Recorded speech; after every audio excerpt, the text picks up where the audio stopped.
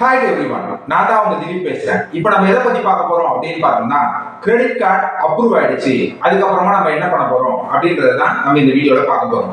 First நம்ம credit card apply பண்ணோன்னே நம்மளுக்கு கிரெடிட் கார்டு அப்ரூவ் ஆயிடுச்சு அப்படின்றது எப்படி தெரியும்னு பார்த்தீங்கன்னா, நம்ம மொபைல் நம்பருக்கு ஒரு மெசேஜ் அனுப்புவாங்க பேங்க்ல இருந்து.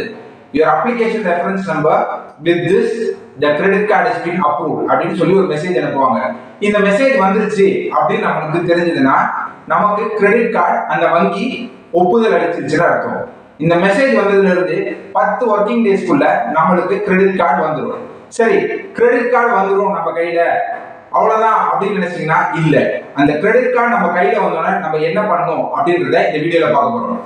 கிரெடிட் கார்டு நம்ம கையில வந்துருச்சு. அந்த கிரெடிட் கார்டு வந்தோடனே அந்த கவர் கரெக்டா வந்திருக்கா, சீல்டான்னு நம்ம ஃபர்ஸ்ட் செக் பண்ணணும்.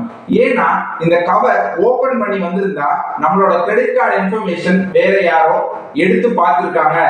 நம்ம கிரெடிட் கார்டு நம்ம கையில வந்து கொடுக்கறதுக்கு முன்னாடியே யாரோ ஒருத்தர் அந்த கிரெடிட் கார்டை ஹேண்டில் பண்ணிருக்காங்கன்னு அர்த்தம். அப்படி இருந்ததுன்னா உடனே நம்ம பேங்க்குக்கு இன்ஃபார்ம் பண்ணி அந்த கார்டை பிளாக் பண்ணிடணும். அதுவே கரெக்டா வந்துருச்சு நம்ம கிட்ட கிரெடிட் கார்டு அப்படின்னா அந்த கிரெடிட் கார்டை நம்ம பேங்க்ல இருந்து ரிமூவ் பண்ணணும். ரிமூவ் பண்ணோன்னே கார்டை ஃபர்ஸ்ட் எடுத்துடணும். அந்த வெல்கம் லெட்டர்ல இருந்து வெல்கம் லெட்டர் அப்படின்னு ஒன்று உள்ள இருக்கும். அதுல என்ன எழுதியிருப்பாங்க அப்படின்னு பாத்தீங்கன்னா, welcome to the onboarding process of the credit card அப்படின்னு கொடுத்துருப்பாங்க. அதுக்கப்புறமா அதுல முக்கியமா நம்ம பார்க்க வேண்டிய விஷயங்கள் சில இது இருக்கும். அது என்னென்ன அப்படின்னு பாத்தீங்கன்னா, டோட்டல் கிரெடிட் லிமிட் அப்படின்னு கொடுத்துருப்பாங்க. இதுல மொத்தமா நம்மளுக்கு கிரெடிட் லிமிட் எவ்வளவு அசைன் பண்ணிருக்காங்க இந்த கிரெடிட் கார்டுக்கு, இதை எவ்வளவு தொகைக்கு பயன்படுத்தலாம் அப்படின்றத மென்ஷன் பண்ணிருப்பாங்க. இதை கண்டிப்பா நம்ம தெரிஞ்சுக்கணும். அடுத்து ஸ்டேட்மெண்ட் டேட் என்னைக்கு அப்படின்றத மென்ஷன் பண்ணிருப்பாங்க. ஏன் மாசம் 20ஆம் தேதி, 15ஆம் தேதி, 10ஆம் தேதி இந்த மாதிரி ஸ்டேட்மெண்ட் ஜெனரேஷன் டேட் இருக்கும்.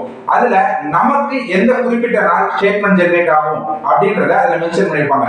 அதையும் நம்ம குறிச்சு வச்சுக்கணும். அதுக்கப்புறமா பாத்தீங்கன்னா இதுல இன்னொரு முக்கியமான விஷயம் கொடுத்திருப்பாங்க. அது என்ன அப்படின்னு பாத்தீங்கன்னா, கேஷ் லிமிட் அப்படின்னு ஒன்று கொடுத்திருப்பாங்க. அதாவது கேஷ் எவ்வளவு வித்ட்ரா பண்ணலாம் கிரெடிட் கார்டை வச்சு அப்படின்ற இன்ஃபர்மேஷனும் இதுல கொடுத்திருப்பாங்க. அதையும் நம்ம கரெக்டா நோட் பண்ணி வச்சுக்கணும். இதெல்லாம் நம்ம அந்த வெல்கம் லெட்டர்ல இருந்து தெரிஞ்சுக்க வேண்டிய விஷயம்.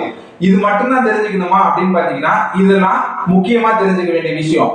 இது இல்லாம இந்த வெல்கம் லெட்டர்ல MIDC அப்படின்னு சொல்லிட்டு மோஸ்ட் இம்பார்ட்டன்ட் டாக்குமெண்ட் அப்படின்னு நினைச்சிருப்பாங்க. ஒரு புக்லெட் மாதிரி ரொம்ப சின்ன சின்ன எழுத்துக்களை கொடுத்துருப்பாங்க.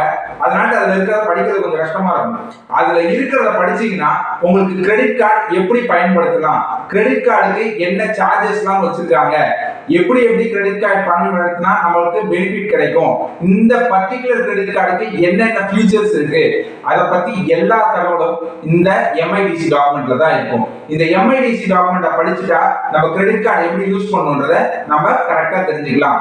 இதுதான் நம்ம இந்த புது கிரெடிட் கார்டு அப்ரூவ் ஆகி வந்தோடனே பார்த்து தெரிஞ்சுக்க வேண்டிய விஷயம். இந்த வீடியோ பிடிச்சிருந்ததுன்னா லைக் பண்ணுங்க, ஷேர் பண்ணுங்க. உங்களோட கேள்விகள் அனைத்தையும் கமெண்ட் செக்ஷன்ல கமெண்ட் பண்ணுங்க. இந்த மாதிரி இன்னும் பல தகவல்கள் தெரிஞ்சுக்கிறதுக்கு இந்த சேனலை மறக்காம சப்ஸ்கிரைப் பண்ணிக்கோங்க. தேங்க்யூ.